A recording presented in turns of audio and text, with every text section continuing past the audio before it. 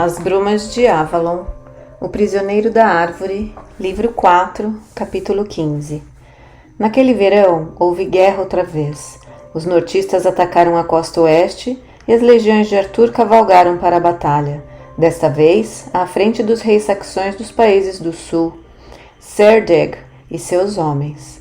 A rainha Morgause permaneceu em Camelot. Não era seguro pegar a estrada para o reino de Lot sozinha, e ninguém poderia ser dispensado para escoltá-la. Voltaram mais tarde naquele verão. Morgause estava no salão das mulheres com Gwenfor e suas damas quando ouviram as trombetas das alturas. É Arthur de volta! Gwenfor levantou-se de sua cadeira imediatamente. Todas as mulheres deixaram suas rocas para aglomerarem-se em torno dela. Como sabe? Gwenfor riu. Um mensageiro trouxe-me as notícias a noite passada.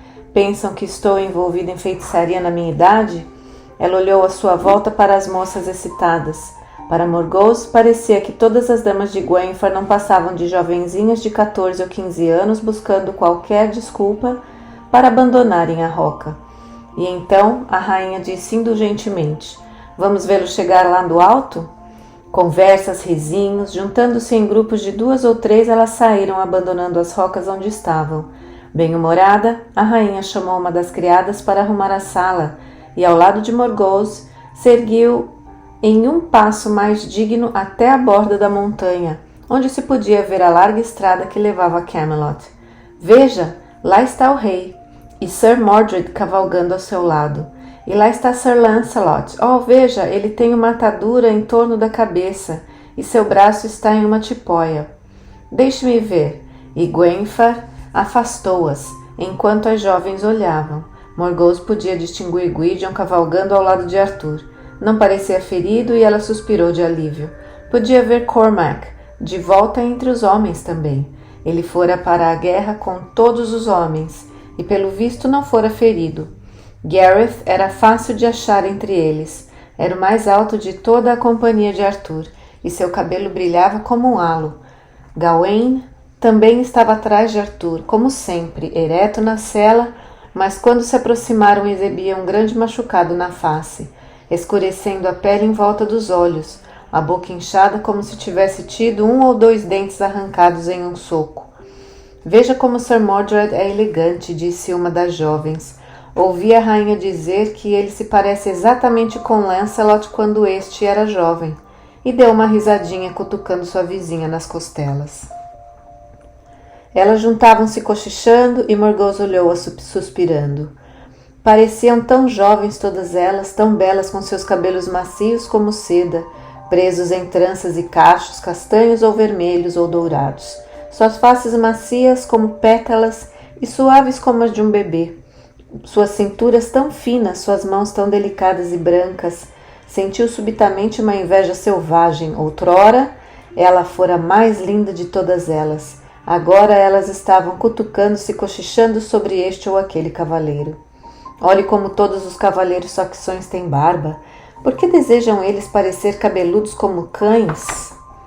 Minha mãe diz, contou sem pudor uma donzela, filha de um dos nobres saxões, cujo nome era algo bárbaro, que Morgause mal podia pronunciar, Alfrith, ou qualquer coisa assim, que beijar um homem sem barba é como beijar uma outra donzela ou seu irmãozinho caçula.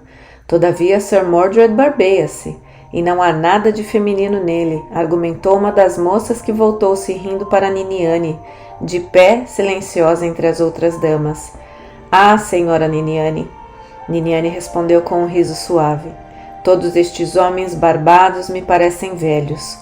Quando eu era garota, apenas meu pai e o mais velho dos druidas usavam barba. Até mesmo o bispo Patrício agora usa barba, opinou outra das damas. Ouviu dizer que no tempo dos pagões os homens deformavam seus rostos tirando suas barbas, e que se devia usar barba como se fez o Senhor Deus. Talvez os saxões pensem assim. Não passa de uma nova moda, intrometeu-se Morgause. Elas vêm e vão. Quando eu era jovem, cristãos e pagãos barbeavam-se do mesmo modo, e agora a moda mudou. Não creio que tenha algo a ver com santidade nem de um nem de outro. Não duvido que um dia Gwydion usará barba. Desprezá-lo-ia por isso, Niniane? A mulher mais jovem tornou-se a rir. Não, prima, ele é o mesmo com ou sem barba. Ah, olhe, lá está o rei Cerdweg. E os outros? Serão todos hóspedes em Camelot, madame? Devo ir dizer aos criados? Por favor, façam minha cara, assentiu Gwenfar, e Niniane dirigiu-se ao salão. As moças empurravam-se para conseguir uma visão melhor, e Gwenfar chamou-as. Venham, venham, todos vocês. Vamos voltar para as rocas. É indecoroso olhar para os rapazes desta forma. Não tem nada melhor a fazer do que falar dos homens de maneira tão indiscreta? Todos vocês agora andem. Poderão vê-los hoje à noite no grande salão. Haverá um banquete, o que significa trabalho para todas. Elas pareciam desapontadas, mas obedeceram à rainha, e Gwenfar suspirou e balançou a cabeça enquanto caminhava ao lado de Morgause. Em nome dos céus, será que há um grupo mais indisciplinado de moças? E de alguma forma preciso mantê-las todas castas e bem orientadas. Parece que passam todo o seu tempo com maledicências e risinhos, em vez de cuidarem de sua roca. Envergonho-me de que em minha corte haja tantas moças fúteis e indiscretas como estas. Ora, minha cara, consolou a Morgause preguiçosamente. Com certeza você também teve 15 anos uma vez. Tenho certeza de que você não era uma donzela modelar tampouco.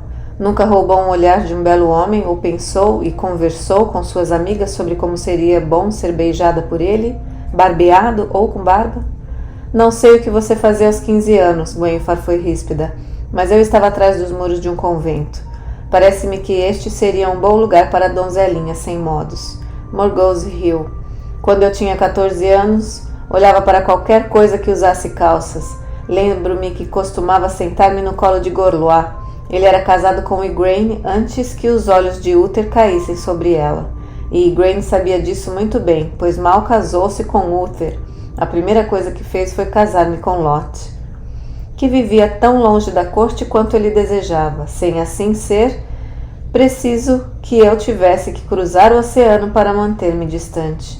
Ora, Gwenfar, mesmo atrás das paredes de seu convento, pode jurar que nunca deu uma olhada em algum jovem que viesse domar os cavalos de seu pai, ou no manto púrpura de algum jovem cavaleiro?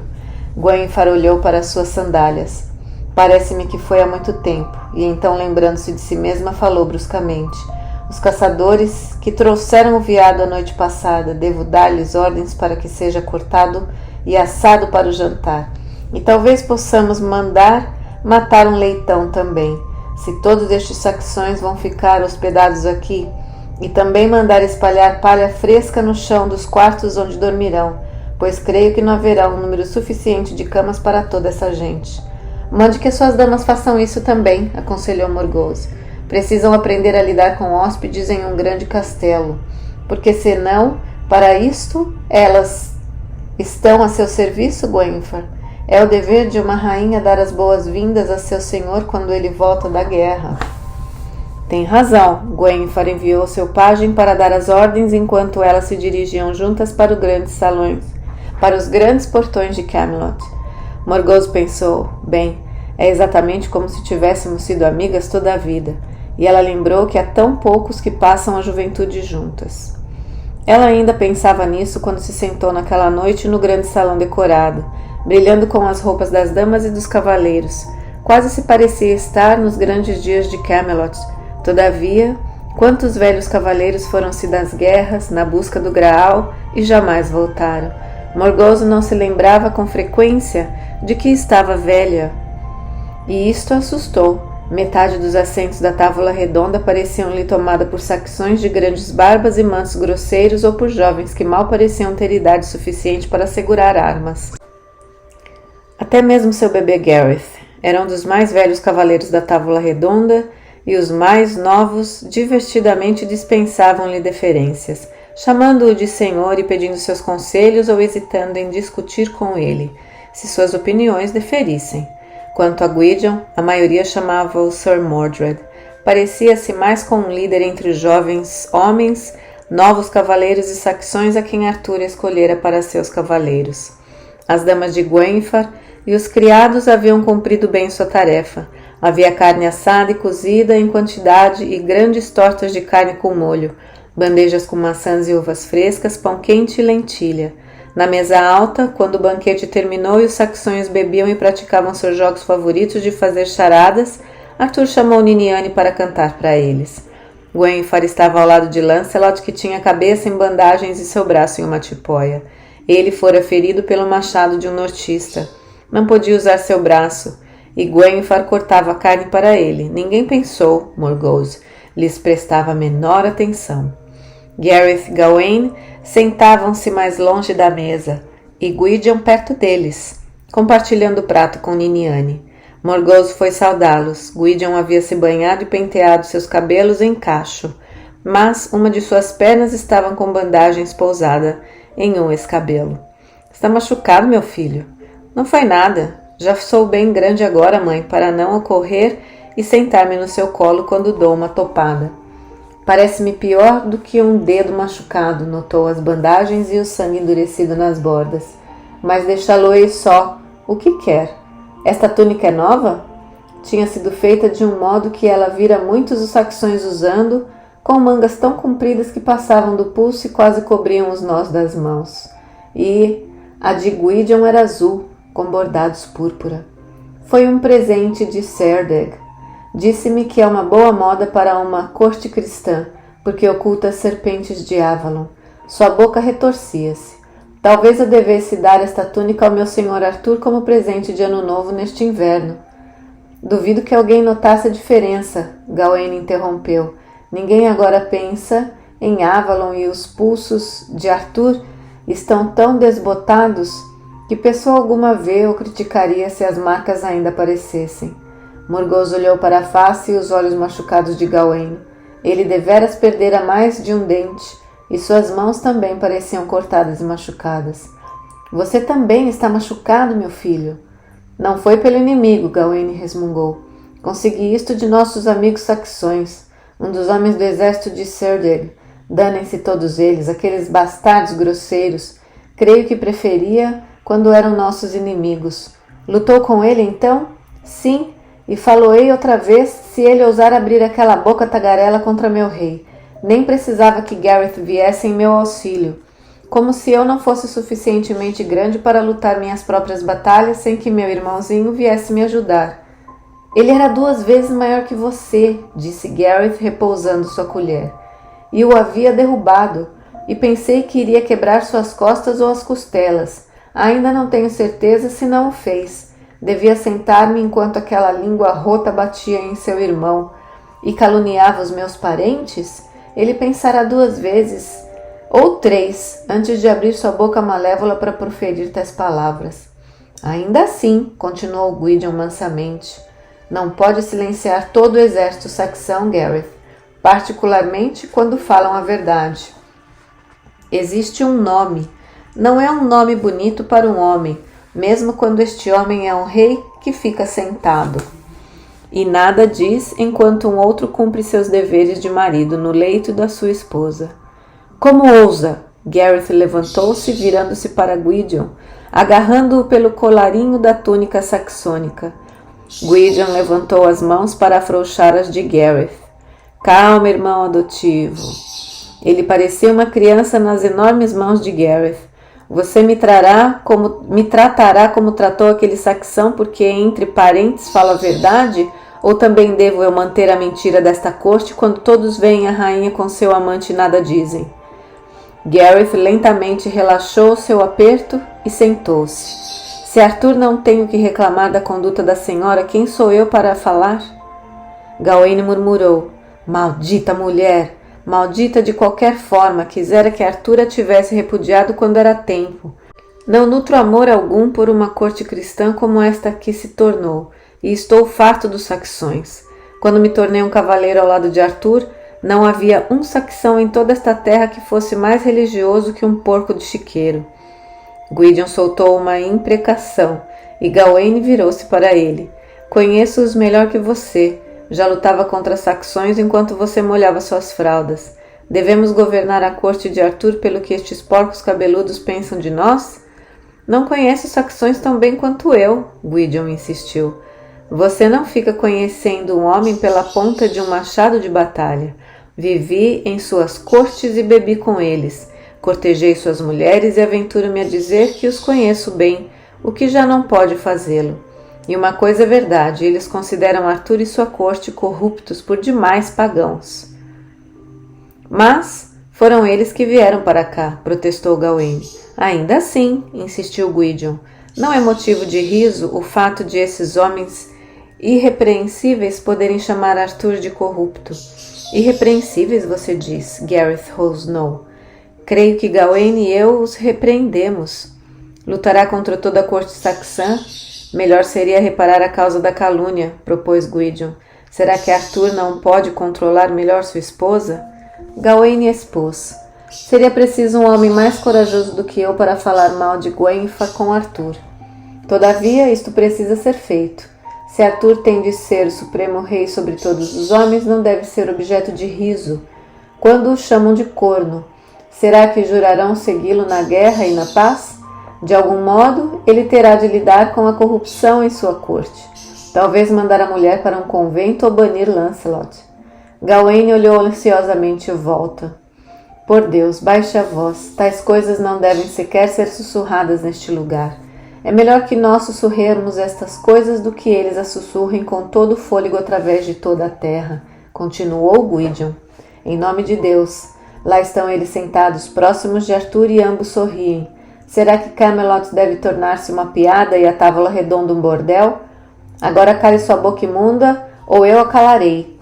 Gawain rosnou, apertando os ombros de Gwydion com seus dedos de aço. Se eu mentisse, Gawain, você poderia querer calar-me, mas pode impedir a verdade com punhos? Ou ainda afirma que Gwenfa e Lancelot são inocentes? Você, Gareth, que por toda a vida tem sido seu favorito, acredito que não julgará mal seu amigo. Gareth admitiu rangendo os dentes. É verdade que eu gostaria de ver esta mulher no fundo do mar, ou atrás das muralhas de um convento na Cornualha. Mas enquanto Arthur nada disser, segurarei minha língua. E ambos estão suficientemente velhos para serem discretos. Todos os homens têm sabido durante anos que ele foi o seu defensor a vida inteira. Se eu tivesse alguma prova, Arthur talvez me ouvisse, murmurou Gwydion. Maldito seja, tenho certeza de que Arthur o sabe, mas cabe a ele consentir ou interferir, e não ouvirá uma palavra sequer contra nenhum dos dois. Gawain engoliu e prosseguiu. Lancelot é meu presente e meu amigo também. Mas, maldito seja, pensa que não tentei? E o que Arthur disse? Ele respondeu-me que a rainha está acima das minhas críticas, e o que quer que ela tenha escolhido fazer está bem feito. Foi cortês, mas pude perceber que sabia do que eu estava falando e avisara-me para não interferir. Mas se fosse levado de uma forma que ele não pudesse ignorar, tornou Gwydion calmo e pensativo, levantando a mão e acenando. Niniane, sentada ao pé de Arthur, com as mãos ainda tocando as cordas da harpa, suavemente pediu ao rei licença para retirar-se. Levantou-se e veio até ele.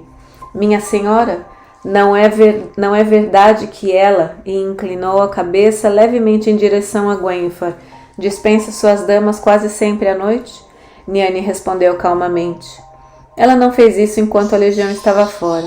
Então pelo menos sabemos que a senhora é leal, insistiu Gwydion cinicamente, e não distribui seus favores a qualquer um. Ninguém jamais a acusou de ser promíscua. Gareth zangou-se. E em suas idades, ambos estão mais velhos que você, Gawain. Seja lá o que façam, não trarão muito dano para quem quer que seja, eu creio. Não, falo sério, disse Gwydion com igual calor. Se Arthur quer permanecer rei supremo, não quererá dizer, perguntou Gareth zangado, que você será rei supremo depois dele? O que você quer, irmão? Que quando Arthur se for, eu entregue estas terras aos saxões? Suas cabeças estavam unidas e eles falavam num sussurro furioso. Morgause estava consciente de que tinham esquecido não só sua presença, mas até sua existência. Ora, pensei que amava os saxões, zombou Gareth com desprezo. Não ficaria contente se eles governassem, então? Não. Ouça-me, explodiu Gwydion com raiva, mas Gareth agarrou. Toda a corte ouvirá se não moderar a sua voz. Olhe, Arthur tem os olhos fixos em você. Ele notou quando Niniane veio até aqui. Talvez Arthur não seja o único que deva tomar conta de sua senhora ou... Cale-se! Gwydion quase gritou, lutando para livrar-se das mãos de Gareth. Arthur perguntou numa advertência: sobre o que discutem meus leais primos entre si? Terei paz em minha casa, primos? Venha, Gawaine, eis aqui o rei Cerdeg, perguntando se você quer jogar charadas com ele. Gawaine levantou-se, mas Gwydion expôs suavemente: eis uma charada para você.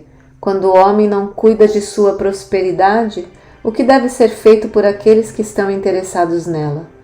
Gawaine afastou-se, fingindo que não o ouvira, e Niniane inclinou-se para Gwydion. Deixe estar por ora. Há muitos ouvidos e olhos. Você plantou a semente. Fale agora com alguns dos outros cavaleiros. Pensa que é o único a ver? Isso? E moveu seu cotovelo um pouco. Morgause, seguindo o discreto gesto, observou Gwenfor inclinando-se com Lancelot sobre um tabuleiro de jogo em seus colos. Suas cabeças estavam bem próximas. Creio que muitos pensam que isso desonra a Camelot de Arthur, Niniane murmurou. Precisa apenas descobrir quem são menos escrupulosos do que os seus irmãos do reino de Lot, Gwydion. Mas Gwydion olhava zangado para Gareth. Lancelot, resmungou, sempre Lancelot.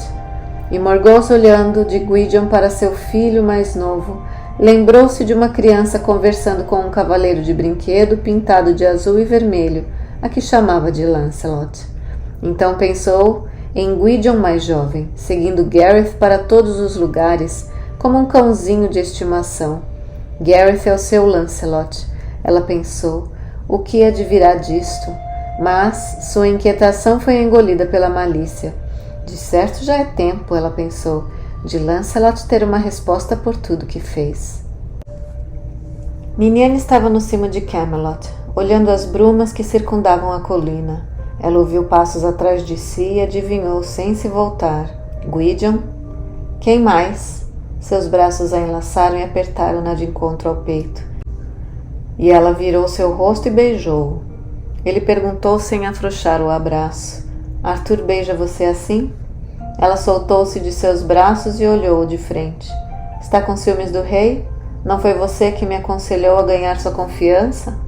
Arthur já teve mais do que o suficiente do que é meu. Arthur é um cristão, não lhe direi nada além disso. Niniane falou, e você? É meu querido amor. Mas eu sou Niniane de Avalon, e eu não presto contas a nenhum homem sobre a terra do que faço com o que é meu. Sim, meu, e não seu. Não sou romana, para deixar qualquer homem dizer-me o que posso fazer com o que a deusa me deu. E se você não gosta, Gwydion, então devo voltar a Avalon. Gwydion deu aquele sorriso cínico que era o que ela menos gostava nele. Se encontrar o caminho, pode ser que não o encontre com tanta facilidade agora. Então o cinismo afastou-se de seu rosto e ela segurou a mão de Niniane levemente na sua. Não me importo com o que Arthur faz com o tempo que lhe resta. Como Galahad, ele pode ter seus momentos, porque ele ficará sem eles por muito tempo. E fixou o olhar no que parecia um oceano de bruma envolvendo Camelot. Quando a bruma se dissipar, nós veremos Avalon daqui, talvez, e a Ilha do Dragão. Suspirou e disse: Sabia alguns dos saxões estão se mudando para este país agora? E já houve caça ao veado da Ilha do Dragão, embora Arthur a tenha proibido. O rosto de Niniane endureceu-se com a raiva. É preciso que isto acabe. O lugar é sagrado, e o veado, e o povo que possui o veado. Mas Edawen, o saxão, os matou. Ele contou a Arthur que eles atiraram nos seus homens com flechas envenenadas, e que por isso liberou seus homens para matar quantos encontrassem, e agora caçam veados. E Arthur guerreará contra Edawen se precisar. Quisera que Edawen tivesse uma causa melhor. Pela minha honra, tenho de lutar para proteger os que espreitam a Avalon. E Arthur guerreará por causa deles? Niniane estava surpresa. Pensei que tinha renegado o Avalon. Avalon. Talvez, mas não o povo indefeso da ilha. Gwydion estava calado, e Niniane sabia que ele lembrava-se do certo dia na Ilha do Dragão, Ele passou os dedos ao longo das serpentes tatuadas em seus pulsos, depois puxou as mangas de sua túnica saxônica sobre elas. Duvida que eu ainda possa derrubar o Gamo-Rei com minhas mãos e uma faca? Não duvido de que possa, se fosse desafiado a fazê-lo, afirmou Niniane. A pergunta é se Arthur poderia, pois se ele não pode... Ela deixou a pergunta pairar no ar, e ele contemplou sombriamente, observando a bruma densa. Não creio que se desvanecerá, a bruma sempre pairada aqui, tão densa agora que alguns reis saxões que enviaram mensageiros não puderam encontrar o caminho.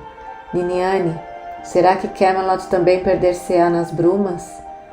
Ela tentou dizer-lhe alguma palavra de conforto ou fazer uma piada, mas desistiu. Não sei.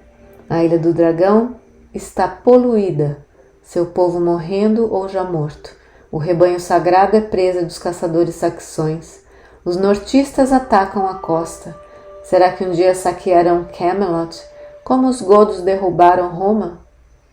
Se eu tivesse sabido em tempo, Gwydion disse com reprimida violência, batendo um punho contra o outro. Se os saxões tivessem avisado Arthur, ele podia ter me enviado, ou algum outro, para proteger aquele solo sagrado onde foi feito o Gamo-Rei, e comprometeu-se em sagrado matrimônio com a terra. Agora, o santuário da deusa foi derrubado, e como ele não morreu para protegê-lo, seu reinado está perdido. Niniane ouviu o final da sua frase. E o meu, ela contemplou. E você não sabia que estava em perigo, e por isso também culpo Arthur, que os saxões não pensassem em fazê-lo sem consultá-lo. Isto não lhe parece dizer quão pouco eles consideram sua suprema realeza? E por que eles o menosprezam tanto? Dir-lhe-ei, Niniane, eles menosprezam qualquer rei que é traído, que não pode dominar as suas mulheres. Você que foi criado em Avalon julgará Arthur pelos padrões saxões piores do que os dos romanos? Deixará o reino ascender e cair por causa de algum julgamento de como o homem devia manter suas mulheres sob seu domínio? Será o rei Gwydion porque carrega o sangue real de Avalon e porque é filho da deusa. Bah! Gwydion cuspiu e fez um gesto obsceno. Nunca lhe ocorreu, Niniane, que talvez Avalon tenha caído tão tarde quanto Roma, porque havia corrupção de coroação no seu reino. Pelas leis de Avalon, Gwenhwyfar não tem feito nada além do que é correto. Uma dama deve escolher quem ela quiser como consorte. E Arthur deveria ser destronado por Lancelot. Ora, Lancelot é filho da suma sacerdotisa. Por que não elevá-lo a rei no lugar de Arthur? Mas nosso rei tem que se escolher porque alguma mulher o quer em sua cama. De novo ele cuspiu. Não, Niniane, este doce mundo feminino acabou. Primeiro os romanos e agora os saxões sabem como o mundo deve ser. O mundo não é mais um grande útero carregando homens. Atualmente, o movimento dos homens exércitos determina as coisas. Que povo aceitaria agora meu reinado porque eu sou o filho desta ou daquela mulher? Hoje é o filho do rei que toma a terra. E devemos recusar uma coisa boa apenas porque os romanos usaram antes de nós? Nós temos melhores navios agora e descobriremos terras além das antigas terras que afundaram no mar. Seguir-nos-á uma deusa amarrada a este pedaço de terra e às suas colheitas? Observa os nortistas que atacam nossas costas. Serão eles impedidos pelas maldições da mãe? As poucas sacerdotisas que restaram em Avalon, nenhum saxão ou nortistas violará, porque Avalon não fez mais parte do mundo em que vivem os invasores. As mulheres que vivem no mundo que está por vir precisarão de homens para guardá-las.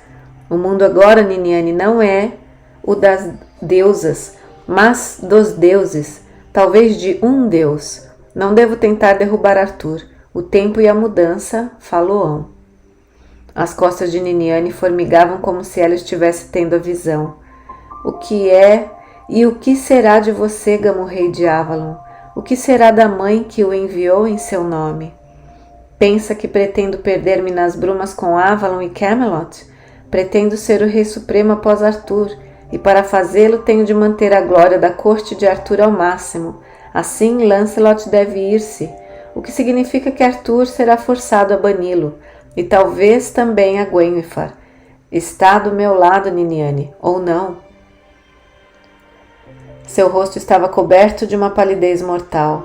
Ela cerrou os punhos, desejando ter o poder de Morgana, o poder da deusa para levantar-se como uma ponte entre a terra e o céu e abatê-lo com a força de um raio da deusa ultrajada.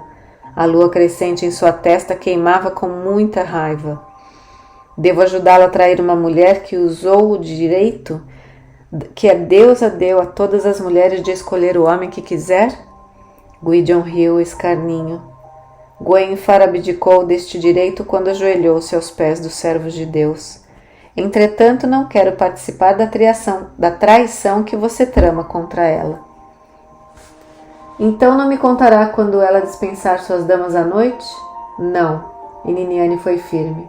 Pela deusa não o farei. E a traição que Arthur a Avalon não é nada comparada com a sua. Ela deu-lhe as costas e teria saído, mas ele assegurou: você fará o que eu mandar. Ela lutou para livrar-se, finalmente arrancando seus pulsos machucados das mãos dele. Mandar-me? Nem em 1 milhão de anos, respondeu sem fôlego furiosa. Tenha cuidado, presa, à mão da dama de Avalon. Arthur saberá que espécie de víbora se alimentou em seu seio.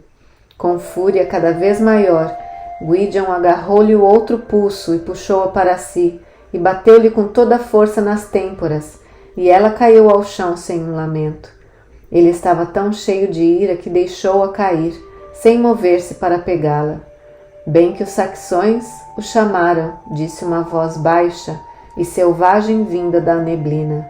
Mau conselheiro, Mordred, assassino. Ele voltou-se com um medo convulso e olhou para o corpo caído de Niniane a seus pés. Assassino? Não, eu estava apenas zangado com ela. Eu não a machucaria. Ele olhou à sua volta, incapaz de distinguir qualquer coisa na densa neblina, mas reconhecendo a voz. Morgana, senhora, minha mãe. Ele ajoelhou-se, a garganta apertada pelo pânico, levantando Niniane, buscando as batidas de seu coração, mas lá estava ela sem respirar, sem vida. Morgana, onde está? Onde está? Maldita seja, mostre-se! Mas havia apenas Niniane, sem vida e imóvel a seus pés. Ele abraçou-a, implorando: Niniane, Niniane, meu amor, fala comigo. Ela não falará outra vez, sentenciou a voz incorpórea. Mas quando Gwydion virou-se, a figura sólida de uma mulher materializou-se na neblina. Oh, o que você fez, meu filho? Foi você? Foi você? Gwydion perguntou com voz histérica. Foi você que me chamou de assassino? Gwydion jogou-se sobre ela, e ela o segurou, afagando-o como quando ele tinha 12 anos. Niniane enraiveceu-me, ameaçou-me. Como os deuses são testemunhas, mãe. Não pretendia machucá-la, mas ela ameaçou ir contar a Arthur que eu tramava contra seu precioso Lancelot. Gwydion quase balbuciou. Eu lhe bati. Eu juro que pretendia apenas assustá-la, mas ela tombou. Morgause soltou Gwydion e ajoelhou-se ao lado de Niniane. Você deu um golpe desafortunado, meu filho. Ela está morta. Nada pode fazer agora. Precisamos contar aos chefes da guarda de Arthur e aos criados. Suas faces ficaram lívidas. Mãe, os chefes da guarda, o que dirá Arthur? Morgause sentiu seu coração desfalecer. Ele estava em suas mãos, como quando era uma criança indefesa que Lot teria matado, sua vida lhe pertencia. E ele o sabia. Ela o abraçou. Não importa, meu amor, não deve sofrer por isto, mais do que por qualquer outro que você matou no campo de batalha, disse olhando para o corpo sem vida de Niniane. Ela podia ter caído por causa da neblina. É uma distância longa até o sopé da colina. Olhou por sobre as bordas de Camelot, onde a colina descia íngreme na bruma. Assim agarrou-se aos seus pés. O que está feito, e nada do que acontecer que ela agora fará diferença. Seu antigo ódio por Arthur ressurgiu. Gwydion derrubá-lo-ia e fá-lo-ia com a sua ajuda, e quando estivesse feito, ela estaria a seu lado, a senhora que o havia colocado em seu trono. Niniane não mais estava entre eles. Ela sozinha seria o seu apoio e a sua ajuda. Silenciosamente na neblina, o corpo da senhora de Avalon desapareceu nas brumas. Mais tarde Arthur chamá-la-ia, e como ela não aparecesse, enviaria homens para procurá-la. Mas Gwydion, olhando fixamente, como que hipnotizado para as brumas, pensou ver por um momento as formas negras da barca de Avalon em algum lugar nas águas entre Camelot e a Ilha do Dragão. Pareceu-lhe que Niniane, vestida de negro como a morte, acenara-lhe da barca, e então desaparecera. Venha, meu filho, disse Morgause. Você passou toda a manhã em seus aposentos e o resto do dia deve passar com Arthur em sua sala. Lembre, não viu Niniane hoje. Quando for ter com Arthur, deve perguntar-lhe por ela, até parecer um pouco ciumento, como se temesse encontrá-la em sua cama. E foi um bálsamo para seu coração quando ele a abraçou e murmurou: eu o farei, minha mãe. Você é sem dúvida a melhor de todas as mães, a melhor de todas as mulheres. E ela abraçou-o por um instante e beijou-o de novo, saboreando seu poder antes de soltá-lo.